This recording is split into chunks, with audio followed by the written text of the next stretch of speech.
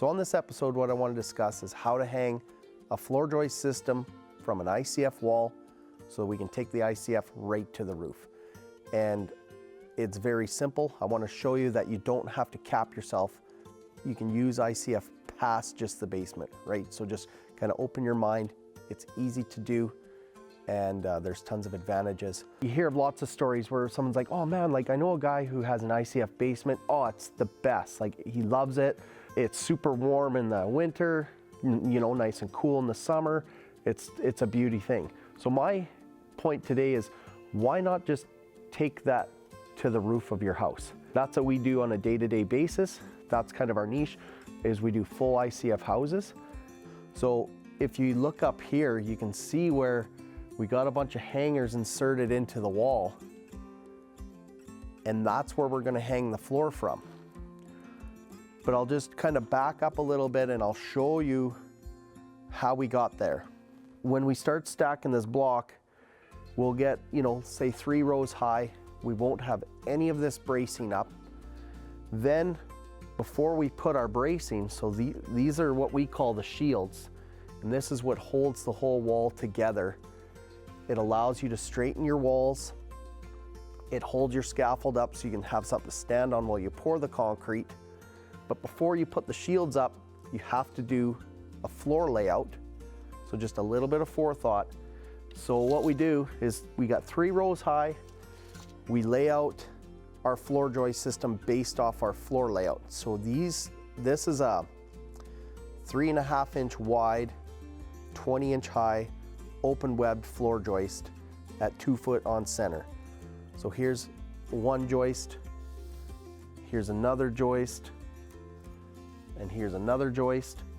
So we do a full layout, then we know where to put our shields so that they're not in the way of a floor joist or in the way of a hanger.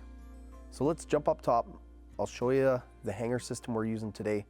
A couple more tips on what to keep in mind so that once the concrete's placed, you can hang your floor simply. It just keeps everything easy, and then you just keep stacking block from there. A whole bunch of steps later, a bunch of block, rebar obviously. You set all your bracing up, your scaffold so you can walk. Then you're at a point where you can start setting your hangers in at the height that you need. So whatever you need for your basement slab and the ceiling height in your basement. Figure all that out. Now what's worked out really well here is after our shields, they're 10 feet high, we've actually gone and chalked out the top of our subfloor right here. So we've set up our laser level. We can chalk this line above all these shields so that they're not in the way. Works beauty. Then we just measured from the top there to the bottom of our hangers. So in this scenario, it's 20 3/4. 20 inch for the open web joists, 3/4 of an inch for our subfloor. Once you have all that information, then you can insert your hangers.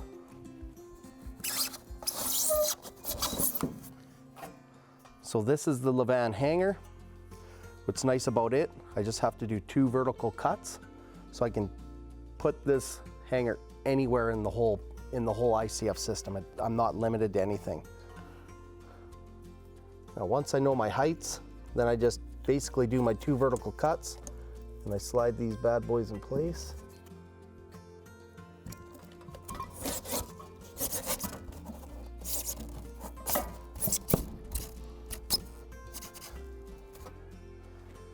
Like so. Then what we've done here is, because I can't actually screw through the hanger into a tie, we've had to do this 2x4 ledger, which is just a perfect distance down from the top of our subfloor. Screw it to the webs, then I screw my hanger down to it. That prevents any settling or potentially any lifting of the hangers. I'll spray foam the hangers in place so that the concrete doesn't want to tip them forward.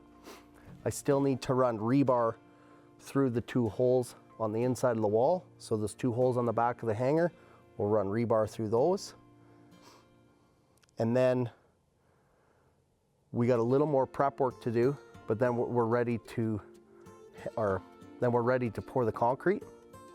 Now another couple elements that are in this viewpoint is this is going to be the front entry of the house. So you see a secondary chalk line. We actually just got to cut this down for our door buck. And there's a few elements there that I won't share today, but you do have to think ahead. Make sure you get your doors in position, because when we pour, we're going to pour our concrete up here about halfway in this block, and then it'll taper down and we'll just go nice and level across the bottom of where the future door is going to go for the main floor. The best thing about this Lavann hanger system is it doesn't take a whole lot of forethought. You know, a few tricks that I've showed you right now, then you pour it. After that, it's simply set the beams in your beam pockets, couple teleposts. You just drop your floor joists in place and away you go. It's pretty much done. So it's a very simple system, a little thinking ahead of time, but then when it comes to setting the floor, it's quick and easy.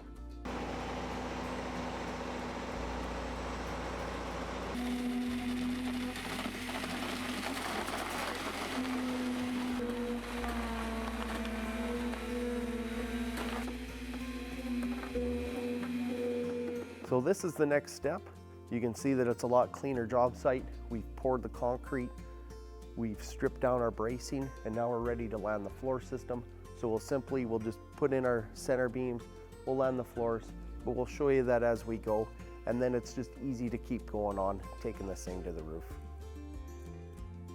Let's check out how simple it was just to land those joists and those hangers. So we put a little forethought into the hangers, but then after that, we just simply drop them in place. We sheet the floor, and then we'll just jump up top and we'll just do the ICF right from the main floor and take it to the roof. But let's take a look at these hangers. The first thing you're gonna wanna do is just take your laser level and just go around the whole building and try to just figure out, you know, if some of the hangers settled or if some of the blocks settled. Figure out which hanger is the highest, and then just kind of base everything off of that. Just kind of get an idea of what's happening, because the worst thing is if you set all your joists too low and then a couple hangers were high and then you had to adjust everything else. So it's just kind of one of those forethought things. But the other thing to point out with when you're hanging this system is don't go by your original chalk line that we had the other day. You'll want to chalk a brand new line, and it's just a reference line. So I think what we did here is the joists are 20 inches high. We went 21 and a half. We chalk a brand new line, because then that's deadly. The concrete set, nothing is going to move. This line, so we'll have a 20-inch joist, and then what we can do is, you can see we've got a string line here. We can put a 2x4 on top of the hanger, or we can put a 2x4 on the top of the joist and slide it up and make sure it's bang on with the chalk line. And then if we just need to tweak and put a little shim in there just to get it perfect, that's what we do.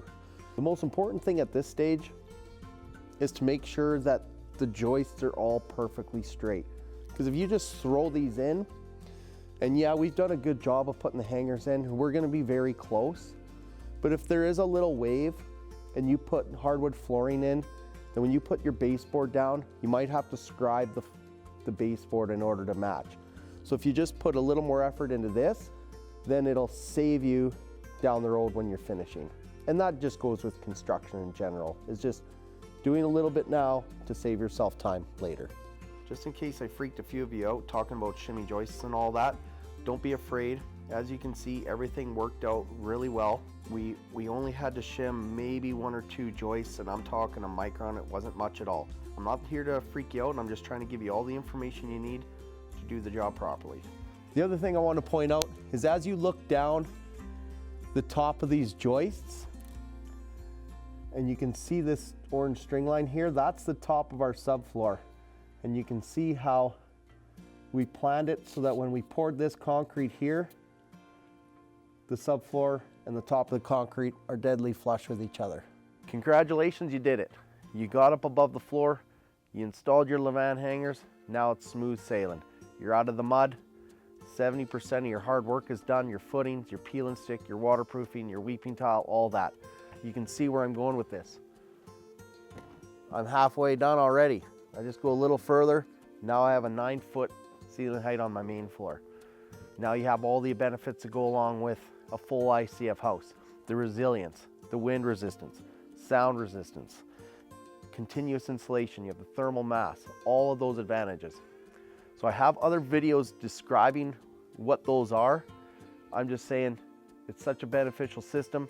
It's easy to take it to the top, and I'm here to show you how.